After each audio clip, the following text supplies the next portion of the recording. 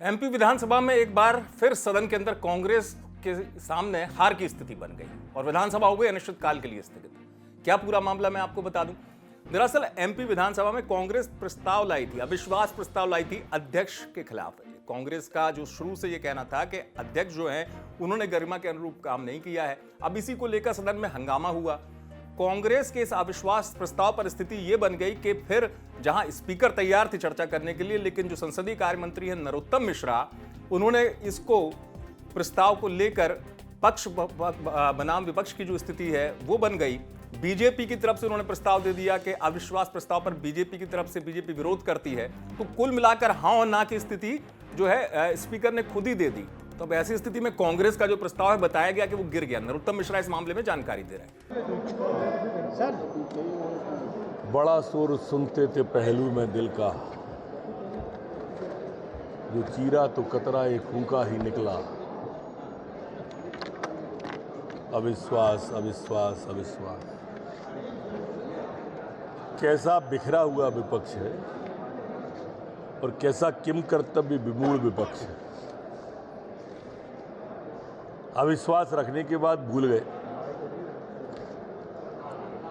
अब जब सत्र का एक दिन बचा है तो याद आया।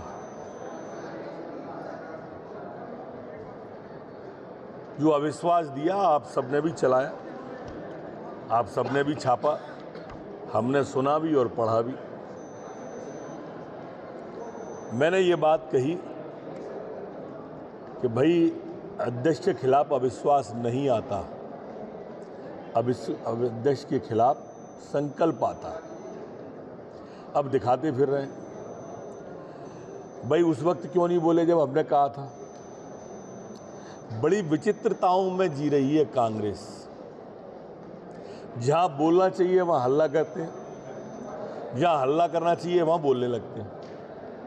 वो फ्लोर बोलने के लिए मिला है, वहां बोलते नहीं। बंटने की स्थिति ऐसी है कांग्रेस की कि कैसे अलग थलग कर दिया जाए गोविंद सिंह जी को। इतने सीनियर सदस्य हैं गोविंद सिंह जी। आज अगर सुबह से कार्रवाई आप देखेंगे तो सुबह से ही सज्जन वर्मा जी सीधा आरोप अपने नेता प्रतिपक्ष पर लगा रहे थे कि मिले हुए हो, सरकार से मिले हुए हो। मैंने ऐसा बटा हुआ विपक्ष नहीं देखा जिंदगी में। एक सदस्य का निलंबन हो गया तो उस पर चर्चा ही नहीं, कोई मांग ही नहीं कर रहा कि उसका निलंबन वापस ले लो। अविश्वास आ गया तो अविश्वास पे बोलने कोई राजी नहीं है कोई कि अविश्वास ले लो। आज सुबह की स्थिति आप सब मीडिया बंधु साक्षी हैं। आधे बहिर्गमन कर गए, आधे बैठे रहे। मुझे शोले का वो दृश्य याद आया, आधे इधर जाओ आधे उधर जाओ, बाकी मेरे पीछे आओ। नरोत्तम मिश्रा सीधे तौर पर कांग्रेस को सवालों के घेरे में ले रहे हैं और कह रहे हैं कि कांग्रेस की कोई तैयारी नहीं थी। कांग्रेस ने अविश्वास प्रस्ताव की बात कही थी, लेकिन खुद ही कांग्रेस भूल गई अविश्वास प्रस्ताव लाके, और ये बिखरा हुआ विपक्ष है। दरअसल ऐसी स्थिति पहली बार नहीं है। कांग्रेस जहां चुनावी वर्ष में मुद्दों को लेकर मुखर तो है, लेकिन क्या होता है विधानसभा के अंदर अक्सर कि कांग्रेस आवाज उठाती है तो कांग्रेस कहती है कि सत्ता के में बैठे लोग आवाज सुनते नहीं है। कांग्रेस का अधिकांश समय हंगामे में निकला, वॉकआउट कर देते हैं कांग्रेस के विधायक।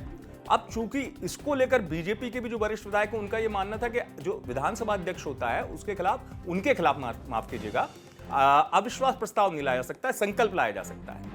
अब इस पूरी स्थिति में कांग्रेस की तैयारी जो है वो फीकी नजर आई। कांग्रेस का आरोप है कि खुद इनकी इच्छा नहीं थी चलने देने की और इस तरीके से स्थगित करना था। कुल मिलाकर सदन में कांग्रेस का यह अविश्वास प्रस्ताव है जो है वो खारिज हो गया और एक बार फिर सरकार जो है वो फ्रंट फुट पर नजर आई। आप देखते रहे एमपी तक।